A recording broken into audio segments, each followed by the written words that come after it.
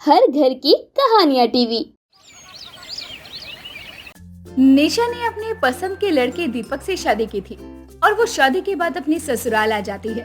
लेकिन निशा को अपने ससुराल के बारे में कुछ भी नहीं पता होता है। निशा शादी के अगले दिन तैयार होकर जीन्स टॉप पहनकर बाहर आती है और रसोई में जाकर खाना बनाने लग जाती है। तभी वहाँ निशा की सास कंचन आती है और निशा को जीन्स टॉप में देखकर गुस्सा करते हुए कहती है, बहू ये क्या है, तेरी शादी हो चुकी है, तुझे याद है ना, या फिर भूल गई? माँ जी, मुझे अच्छे से याद है कि मेरी शादी हो गई है और इसीलिए ही मैं यहाँ किचन में आकर अपनी पहली रसोई की रस्म पूरी कर रही हूँ। लेकिन आपको क्या हुआ माँ जी? आप इतना गुस्सा क्यों कर रही हो? मुझसे कोई गलती हुई है क्या? बहू, हमारे घर में बहू ऐसे कपड़े नहीं पहनती है और खास कर कि तब तो बिल्कुल भी नहीं पहनती जब उसकी नई नई शादी हुई हो। बहू हमेशा ही सर पर पल्ला रखती है। तेरे सर पर पल्ला तो होना दूर की बात है, सलवार कमीज तक नहीं पहनी है तूने। माँ जी माफ करना, लेकिन मैं हमेशा से ऐसे ही रहती आ रही हूँ, इसीलिए मुझे ऐसे ही कपड़ों की आदत है। और वैसे भी कपड़े तो हमारे अकॉर्डिंग होने चाहिए ना माँ जी। अब मेरे कपड़े मुझसे ज्यादा किसी और को थोड़ी पता होंगे कि किन में मैं ज्यादा कंफर्टेबल हूँ। हे भगवान, कैसी बदतमीज बहू है ये। अरे बहू, ये कौन सा तरीका होता है बात करने का? घर वालों ने तुझे तमीज नहीं सिखाई है क्या? माँ जी, मुझे घर वालों ने तमीज भी सिखाई है और अपने हक के लिए लड़ना भी सिखाया है। अगर मुझे आप गलत लग रही हो तो मैं बिल्कुल बोलूंगी कि आप गलत हो। कंचन और निशा के बीच काफी बहस होने लगती है। तभी वहाँ कंचन का बेटा दीपक आता है और बहस देखकर बोलता है, ये सब क्या हो रहा है? और निशा, तुम तो किचन में अपनी रस्म के लिए आई थी ना, फिर माँ से बहस क्यों कर रही हो? माँ जी, अब बात ही ऐसी कर रही है तो मैं क्या करूँ?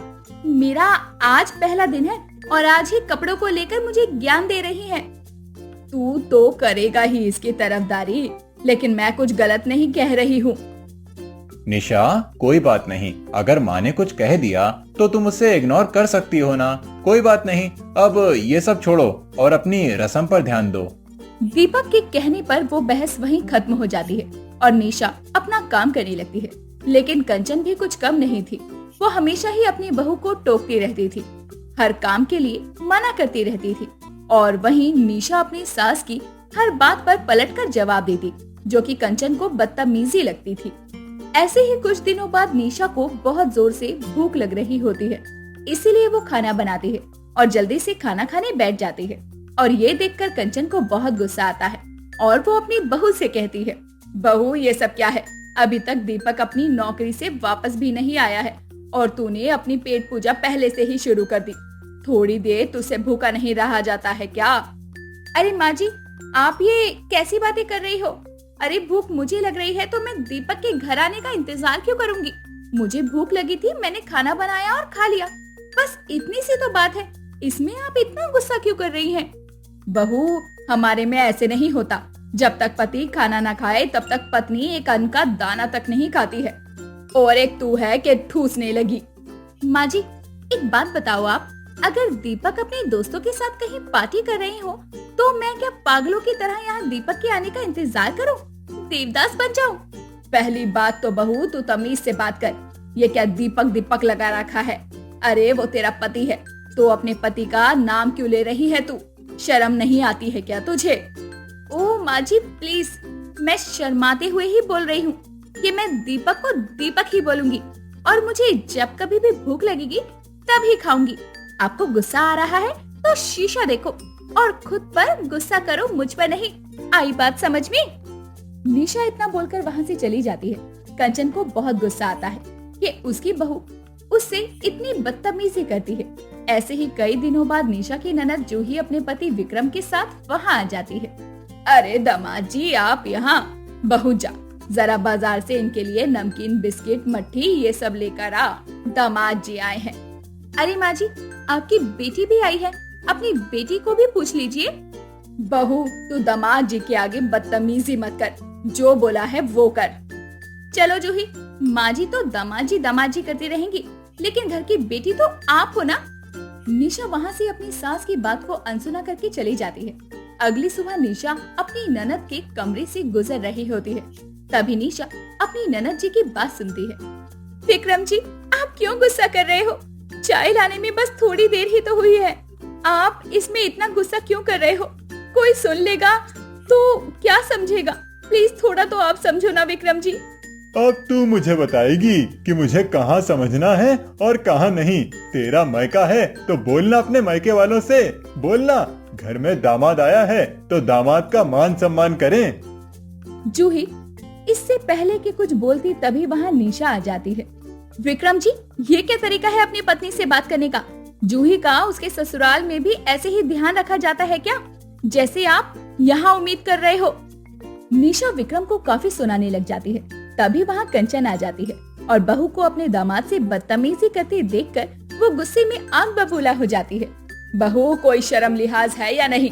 घर में दामाद आए हैं, खातिरदारी करनी चाहिए, और तू अपने दामाद से ऐसे बदतमीजी कर रही है। बात करने का तरीका नहीं है क्या? माँ जी, आप अपने दामाद के प्यार में क्या पक्का अंधी हो गई हो? देख नहीं रही हो कि घर में आपकी बेटी भी है? बेटी के साथ कुछ भी हो जाए तो वो चल जाएगा क्या आपको? बहू, ये जो भी है पति पत्नी के बीच की बात है।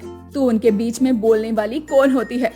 खुद की तो तुझसे बदतमीजी संभाली नहीं जाती है और दामाद जी को बोलने आई है।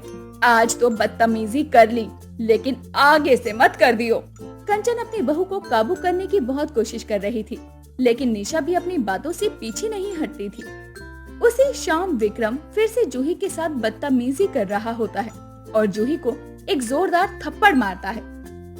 तेरी भाभी सुबह मुझे इतना सुना रही थी और तेरे मुंह से कुछ निकला नहीं। तू कुछ बोल नहीं सकती थी? हाँ, खुशी तो बहुत हुई होगी ना कि यहाँ मुझे सुना रहे हैं। तू तो घर चल, मैं तेरी खाल निकाल दूंगा। विक्रम जूही से लगातार बदतमीजी किए जा रहा था कि तभी वहाँ कंचन और निशा दोनों आ जाते हैं और कंचन भी ये सब देख लेती है। विक्रम, तुम्हें शर्म नहीं आती अपनी पत्नी के ऊपर हाथ उठाते हुए? माँ जी, अब देख रहे हैं ना अब बदतमीजी क्या है, कुछ बोलेंगी भी अब? मम्मी जी, ऐसा नहीं है, वो। बस करो, तुम मेरी बेटी के साथ इतना गलत कर रहे थे। बहू, मुझे माफ कर दे, मैं समझ नहीं पाई कि तेरी बदतमीजी कहीं ना कहीं सही थी। माँ जी, आपने मेरी बदतमीजी को देखा ही नहीं है, अब देखना मेरी बदतमीजी। जूही के साथ इस विक्रम ने बदतमीजी की है ना, इसको जवाब तो मैं इसकी भाषा में ही दूंगी। लेकिन बहू, जूही का क्या होगा? माँ जी, मेरी ननद जिंदगी भर अकेले रह लेंगी, लेकिन ऐसे इंसान के साथ नहीं रहेगी। निशा विक्रम को काफी मारती भी है और पुलिस के हवाले कर देती है। साथ ही निशा की सास और बाकी घर वालों को उसकी बदतमीजी के पीछे छुपे हुए सारी बातों का एहसास हो जाता है और वो लोग उससे माफी मांगकर अब अच्छे से पेश आने लगते हैं।